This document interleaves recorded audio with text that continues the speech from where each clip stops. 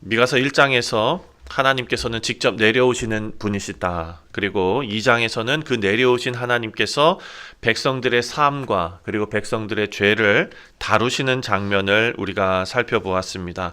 이제 3장 말씀에 들어가서 이 하나님의 시선이 어찌 보면 더 분명한 자리로 지금 내려가고 있습니다.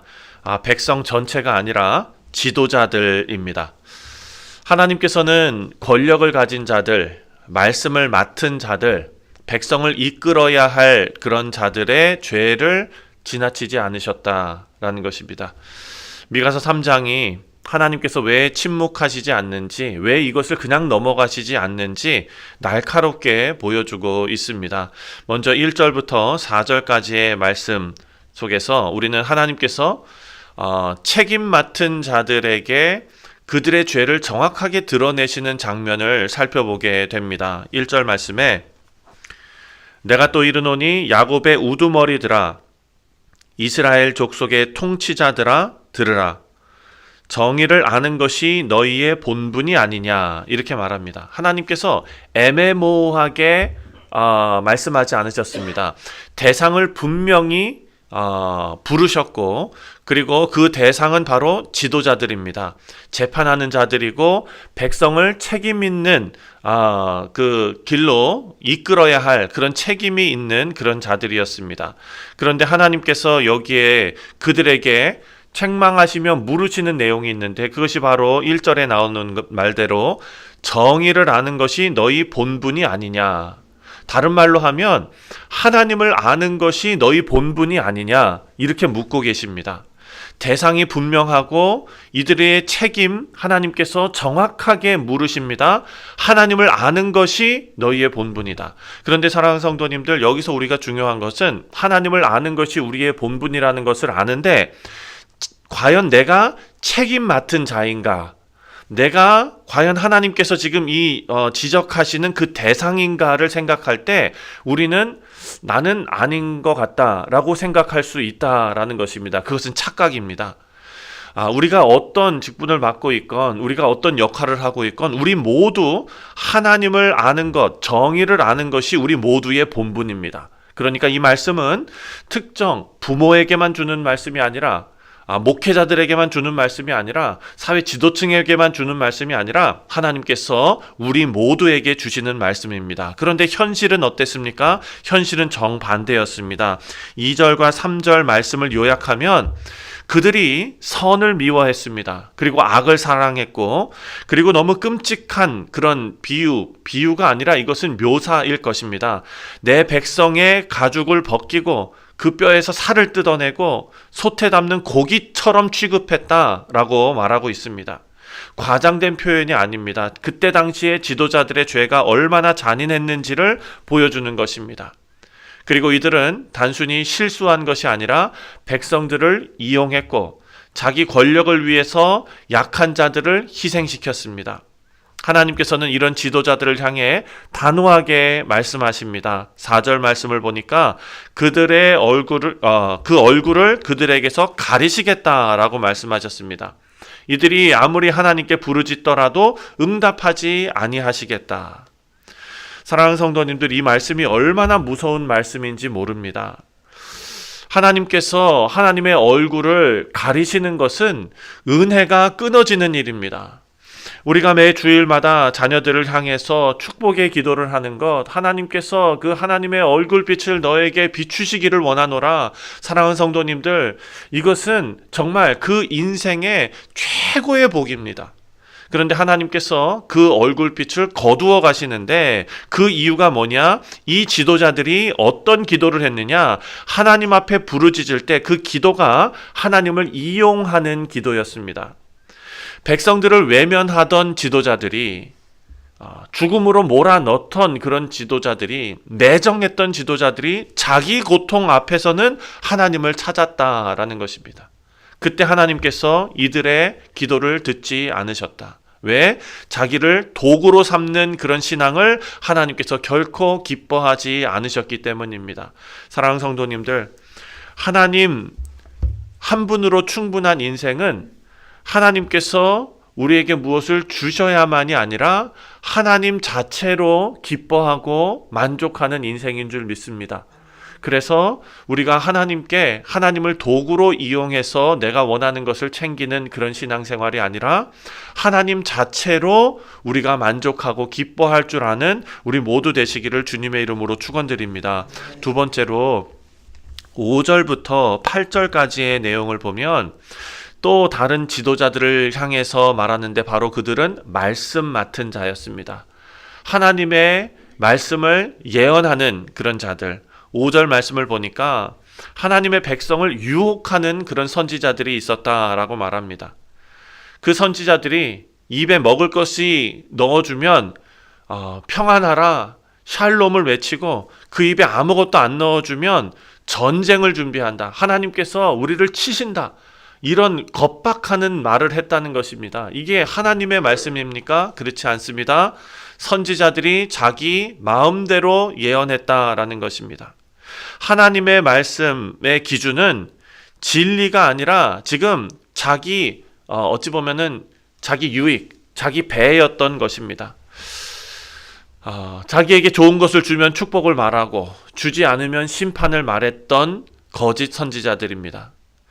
그래서 하나님께서 이들에게 6절 말씀에 이렇게 경고하십니다. 6절에 그러므로 너희가 밤을 만나리니 이상을 보지 못할 것이요 어둠을 만나리니 점치지 못하리라 하셨나니 이 선지자 위에는 해가 져서 낮이 깜깜할 것이라.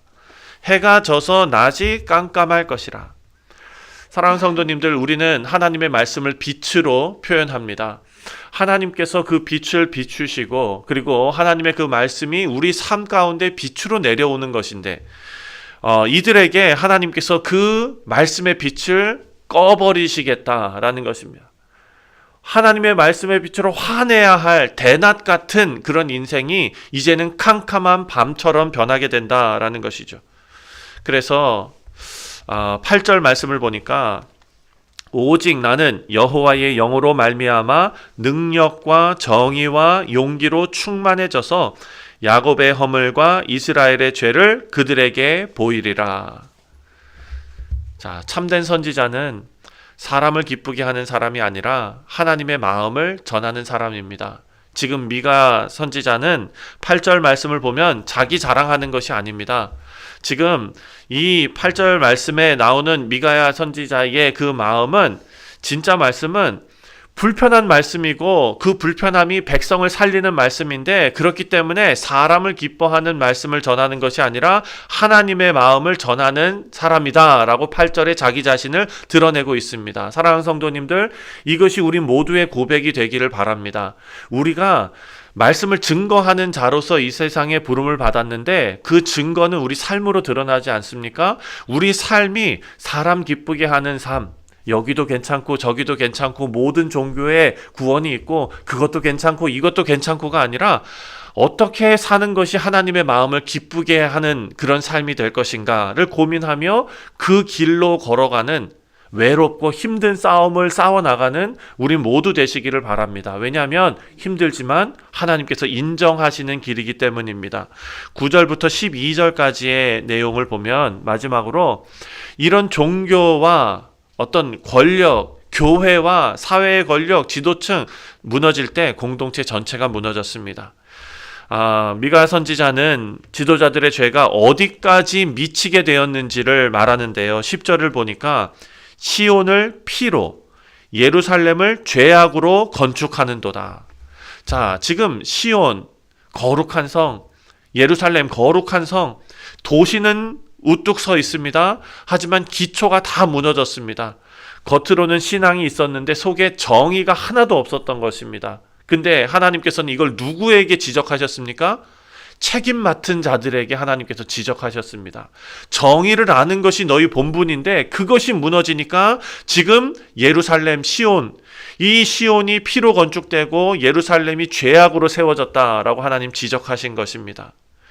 제사장은 돈을 받고 자기의 배를 불리고, 선지자도 자기 먹고 사는 것에만 집중되어 있고, 지도자들은 뇌물 받고 재판을 왜곡시키고, 하나님께서 보시기에 죄악이 가득한 그런 도시가 되었던 것입니다.